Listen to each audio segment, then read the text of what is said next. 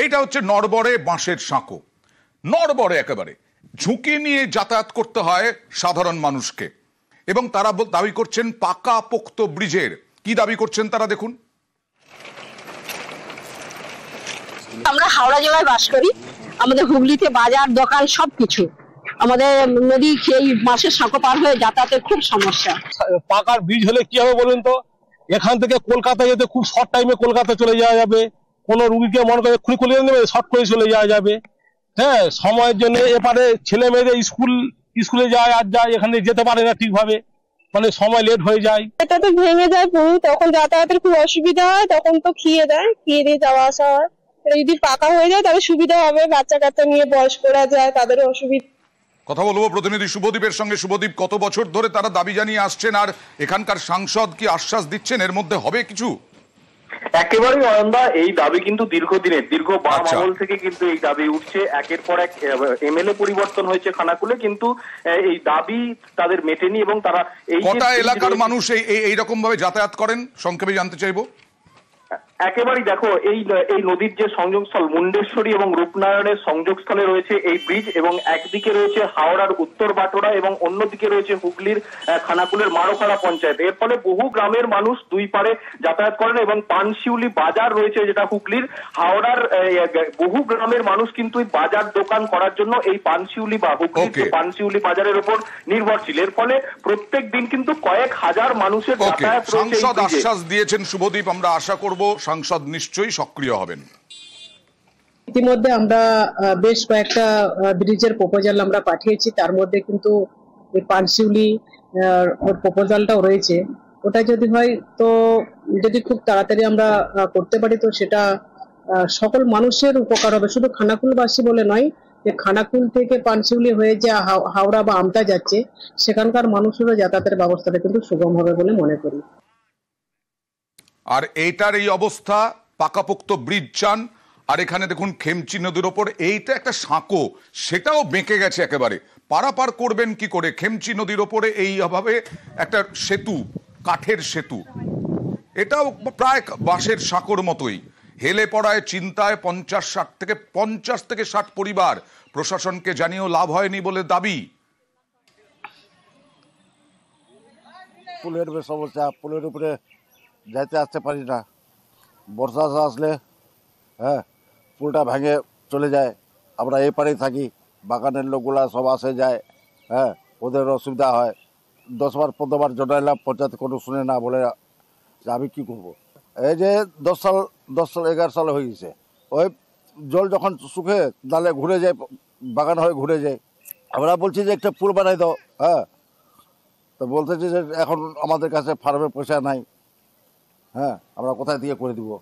কথা বলবো প্রতিনিধি বিশ্বজিতের সঙ্গে। বিশ্বজিৎ, কাদের পঞ্চায়েত এবং পঞ্চায়েত কি বলছে?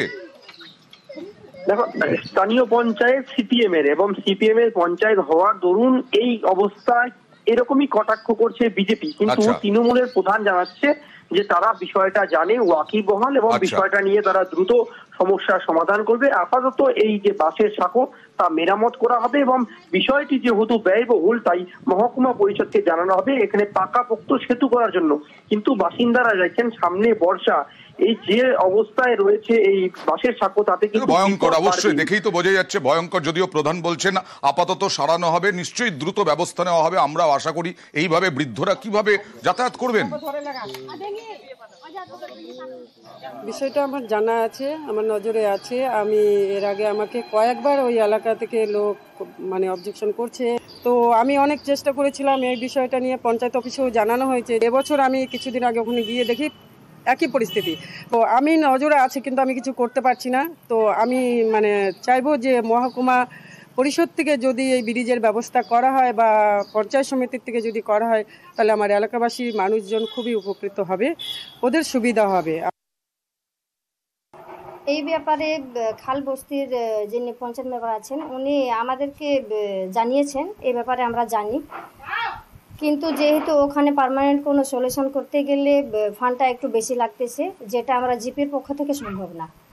যদি এটা পার্মানেন্ট আমরা সলিউশন করতে যাই তাহলে আমাদের উপর যত আমাদের উপরে আছেন মহকুমা পরিষদ সমিতি, তাদেরকে আমরা এটা আমাদের জিপির মাধ্যমে জানাবো।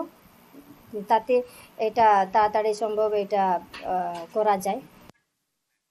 আরো মানুষের সমস্যার কথা তুলে ধরবো, যেমন আলিপুরদুয়ারে এই নদী ধামসি নদী, তার বাঁধ ভেঙে গেছে, বাঁধ ভাঙতে শুরু করেছে, আর বাঁধ ভাঙনেই আতঙ্ক। শামুকতলা বস্তির ধারসি নদীতে বাঁধে আতঙ্ক, বাঁধ ভেঙে আতঙ্ক শামুকতলা বস্তির বাসিন্দারা। কথা বলবো প্রতিনিধি রাজকুমারের সঙ্গে। রাজকুমার, বর্ষার আগে কি বাঁধ মেরামত হবে? দেখো অনন্ত, স্থানীয় মানুষেরা বর্ষার আগেই বাঁধ মেরামতের দাবি তুলেছেন। তার কারণ হচ্ছে স্থানীয়দের আতঙ্ক এবং আশঙ্কা, এবার যদি বাঁধ মেরামত না হয় তাহলে কিন্তু গোটা গ্রামটাই ভেসে যাবে। তবে প্রশাসনিক সূত্রে যেটা খবর পাওয়া যাচ্ছে, এই বর্ষার আগে কিন্তু তা সম্ভব নয় বলেই জানা যাচ্ছে। তার কারণ হচ্ছে ইতিমধ্যেই কিন্তু যে প্রশাসনিক কর্তারা তারা এলাকা দেখে এসছেন, ভিজিট করে এসছেন, কিন্তু কবে মেরামত হবে সেই কিন্তু সুনির্দিষ্ট কোনো আশ্বাস কিন্তু কোনো মহল থেকে পাওয়া যাচ্ছে না। অনন্ত, ওকে। নদী আস্তে আস্তে এদিকে চেপে আসতেছে, তার মধ্যে নদী ভেঙে ভেঙে একদম বাড়ি ঘরগুলো অবস্থা মানে সামনে চলে আসতেছে। একবার দুইবার অ্যাপ্লিকেশন কামাখ্যাগুড়িতে দিয়ে আসলাম, তাও এখনো কোনো কাজ হচ্ছে না। কতদিন আগে দিয়ে আসেন? তাও মোটামুটি 4 মাস আগে। এই এলাকায় কতগুলো পরিবার আছে? এই এলাকায় তো পরিবার তাও মোটামুটি 70-80 ঘর। 80 ঘর। প্রতিবারই নদী ভাঙন হচ্ছে? প্রতিবার। আচ্ছা, এলাকার পঞ্চায়েত সদস্য বা প্রধান বা এরা কি বলছে? ওরা তো বলতেছে সাথে যাচ্ছে, অ্যাপ্লিকেশন দিচ্ছে। আমার যে আগে ছিল প্রভাত, ওনাও করছে। তার আগে যারা ছিল এর আগে অনেকবার করা হয়েছে, 4-5 বছর থেকে মানে দিয়ে আসছে, কিন্তু হচ্ছে না কাজ। আর এটা যদি এবার যদি না হয়, মনে করো ঘর বাড়ি বেকার হয়ে যাবে। তা কিন্তু এলাকার পঞ্চায়েত সদস্য আমিও দিছি, যা নিয়ে আসছিল, ইনকোয়ারি করেও গেছে, ওগুলো দেখতেছি। এরপরে আর কোনো খবর হয়নি। মানে এই বর্ষায় যদি বাঁধ নির্মাণ না হয় কি পরিস্থিতি হতে পারে? পরিস্থিতি যেটা ঘর বাড়ি থাকবে না। আচ্ছা, এর উপর আর কি হবে? মানুষের আজব সমস্যা দেখুন এবার। সন্ধে হলেই দরজায় খিল, রোজ বাড়ির চালে ঢিল। সন্ধে নামলেই বুক কাঁপে জলপাইগুড়ির ধূপগুড়ির গ্রামে। আজ কার বাড়িতে ঢিল পড়ার পালা কে জানে। ঢিল হাতেই স্থানীয়রা।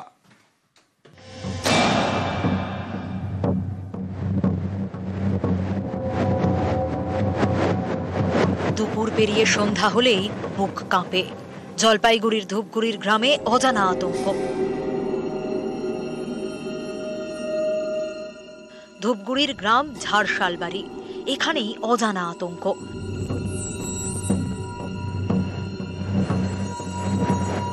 স্থানীয়দের অভিযোগ, সন্ধ্যা হলেই বাড়ির চালে কারা যেন নিয়ম করে ঢিল মারে। এই সন্ধ্যা 7টা থেকে চালু হয়, রাত 2টা-3টা অবধি। কয়টা বাড়িতে এরকম পাথর পড়ছে? এই মোটামুটি 4-5টা বাড়ি। কারো কারো দাবি, সন্ধেবেলায় কে নাকি বাড়ির দরজা ঝাঁকিয়ে চলে যায়। ওইখানে প্রচুর গেটে ধাক্কা দিতেছে। কে আমি তো দেখি নাই, চিনে তো যায় নাই, এমনি পা দেখছি। ঝাড়শালবাড়ি গ্রামের চারিদিকে চাষের জমি, কোথাও কলা বাগান, কোথাও গাছের সারি, অন্ধকারে লুকিয়ে থাকা সহজ। এখানকার বাড়িগুলোতেই সন্ধে নামলে কারা ঢিল মারে তা জানতে রাত পাহারা দেন গ্রামের ছেলেরা, কিন্তু তাতে লাভ হয়নি। আমরা বাড়িতে থাকতে পারতেছি না, চতুর্দিক থেকে ঢাল আসে, থাকতে পারি না বাড়িতে, প্রচুর আতঙ্কিত আছি। ঝাড়শালবাড়ি গ্রামের বাসিন্দারা ধূপগুড়ি থানাতেও অভিযোগ জানিয়েছেন। বাড়ির চালে যেসব ঢিল পড়েছে তা নিয়ে গিয়ে পুলিশকে দেখিয়েছে, কিন্তু আতঙ্ক কাটছে না। গ্রামবাসীদের প্রশ্ন, কারা বাড়ির চালে ঢিল মারছে, কারা দরজা ঝাঁকিয়ে পালাচ্ছে, এসব হচ্ছে কেন? আতঙ্কে কাঁটা ধূপগুড়ির গ্রাম।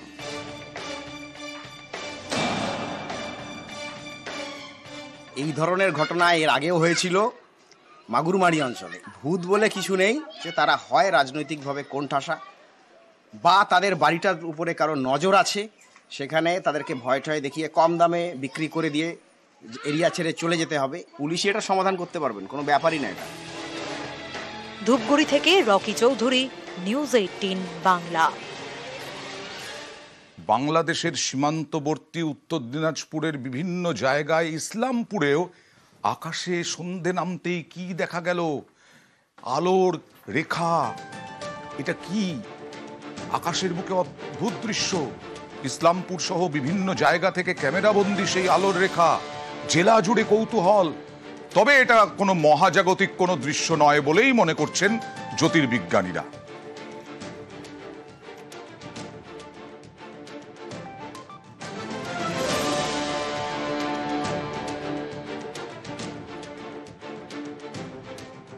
এটা দেখে কোনো মহাজাগতিক দৃশ্য বলে মনে হচ্ছে না, এটা দেখে কিছু আন্দাজ করা যাচ্ছে না। মহাজাগতিক যে কোনো ঘটনা নয় সেটা বলা যেতে পারে, কিন্তু এর বাইরে বলা খুব মুশকিল।